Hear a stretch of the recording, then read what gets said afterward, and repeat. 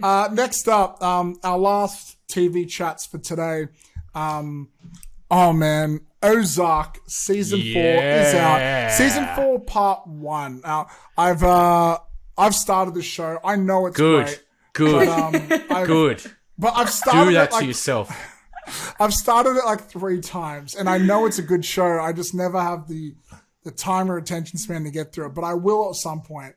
So without too many spoilers, Jesse, how are they going with season 4? Oh, part bro. 1. Well, actually, can you explain to us what's this part 1, part 2 nonsense going on? So it's the final season. So season 4 is the very last season they're doing, which I think's good. If they got to wrap the story up, then great. Don't pull a Dexter not Game of Thrones, that's not a good example, but Dexter or however Shameless or whatever the other shows where we're trying to drag it out, or Walking Dead, we try and drag it out as long as we can until just the quality dilutes. Yeah. Well, it's like Breaking Bad, right? And I think Game of Thrones, where they cut the final season up. Do they do that with? Yeah, they did it with Game of Thrones and Dexter. They had a final season. They cut it in half. Yeah. But I don't think Dexter they did. Sorry, not Dexter. Breaking Bad. Sorry. Yeah. Breaking Bad, they cut it in half. But I think with those two, they put them out over like a year apart. But this one, I think they're going to put them both out this year. Right? Yeah. So it's going to be 14 episodes. The first 3 seasons were about 10 episodes, I think. So the first 7 episodes are out. They only came out on Netflix like a couple of days ago, and I've already binged the whole thing because it's just that good. It's that series that is so fast paced and just does not let you stop for a breath. It's just constantly going and just keeps you on the edge of your seat. It is by far the best Netflix series I've ever watched, and I'd even go as far to say it's one of the best TV shows I've ever watched. I'd put it up there with Breaking Bad, Sopranos, True Detective. I've never heard a bad thing about it. It's fantastic. All the performances are on like top notch. Writing's top notch. The characters aren't dumb. They're all smart. They do make smart decisions. You're constantly on the edge of your seat. Characters. It's like one of those shows where no one's safe. Like they just kill characters off, and you just have no idea who's going to survive to the end. They killed it. The first half of this season 4, they killed some characters off that I did not expect them to kill off, and I was just like, just floored by like wow. So I won't, because Matt started it, I'm not gonna spoil anything, but for viewers that have seen it or at home, you kind of get the gist of I'll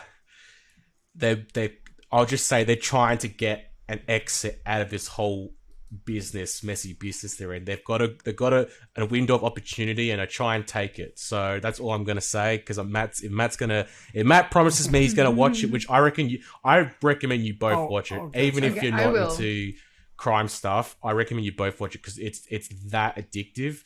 80 hasn't even watched Breaking Bad. 80, you're gonna get onto those shows.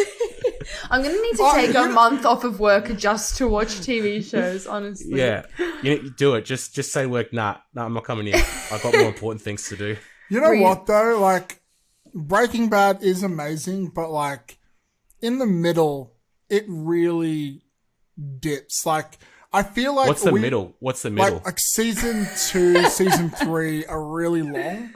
It was like during a period, like they had like, I think season 2 had like 20 something episodes, and they go into like the whole shit with Hank when he like, is disabled for a little bit. And Marie, what is it? The minerals. The minerals, Marie. But Adrianne, the reason people hype it up is particularly the final season. The final season is one of the, like season 1 is also really great. And it's a quick watch. It's only, I think, 6 episodes. But I feel like it does slow down in the middle. But, oh my God, the final season of Breaking Bad is one of the best seasons of television you'll ever watch. I see, I'm at the opposite end. I thought season 1 was a little bit slow, but then from season 2 right to the end, I was hooked. I was hooked throughout the whole thing. I was never bored. It never dragged for me. I was just hooked from season 2 to the end. I think so. It picks up once you get Gus, who is Giancarlo Espinosa. Is Espinosa? Fantastic. Yeah, Esposito. One of the best. Esposito. Yeah. Esposito, sorry. He is one of the best actors working.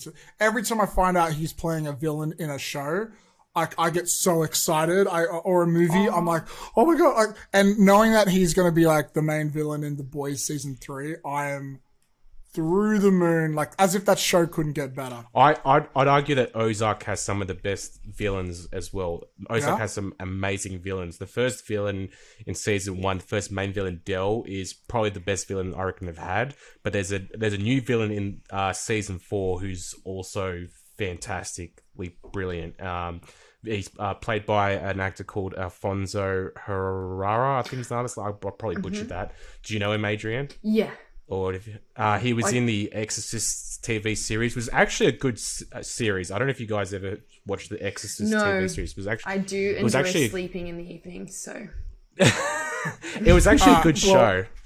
But Ozark, season 4, part 1, I loved it. Thought it was fantastic, and just I can't wait for the final 7 episodes. One of the best shows. Go and see it.